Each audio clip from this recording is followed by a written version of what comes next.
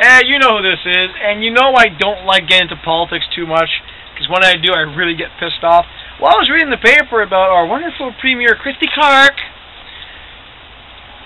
and I'm not liberal, I'm Democrat, I'm none of that stuff. I take no political parties anymore because I'm sick and tired of politicians.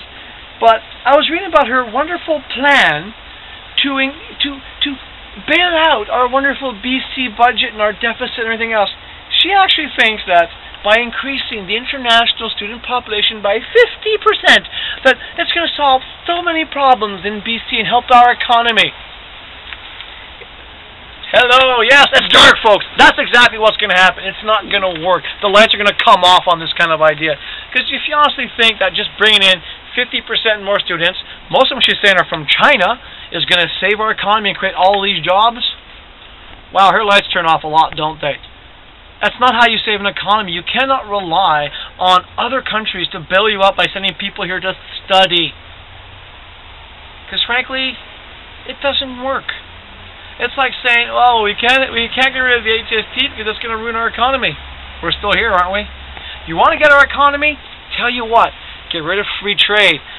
Remember that one, folks? It'll be good for our economy. We'll have less barriers between us and the States and Mexico. Free trade killed the Canadian furniture factory industry. It's actually killed a lot of printing. And the fact of the matter is, most of our stuff now comes from that wonderful little red dragon country out there that a lot of us realize they have no human rights and they corrupt everything and they're trying to screw everybody up. Yes, I'm talking about you, the wonderful China. I'm not talking about the people, I'm talking about the government of China. And not to sound mean, Christy, if you think the Chinese government's going to bail us out, this is a government that doesn't respect international copyright laws. Come to think of it, they want us to pay back the money we owe them. What about the money they owe us from World War II when we saved their asses? You want to save the economy here? Really simple. Let's convince BC people to open up new businesses themselves. Let's help out people here create new ideas and new services from here.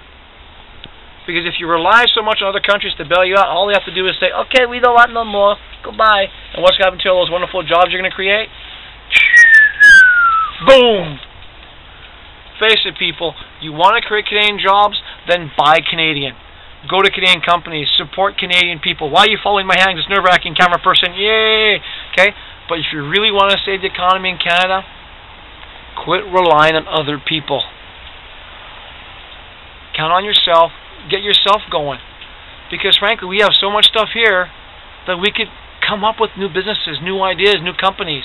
And I'm not talking about selling off our natural resources either. How about we come up with new things like, hey, a Canadian comic book industry. That'd be nice to see. Support that. How about trying to encourage people to buy Canadian-built things instead? Why doesn't Canada get off its butt and say, you know what? We're going to say 5 years from now, no more gasoline cars here. We're going to go electric. You'll force companies to come up with cars. Hey, in Quebec they're doing it. Mad Montreal, man, fed up.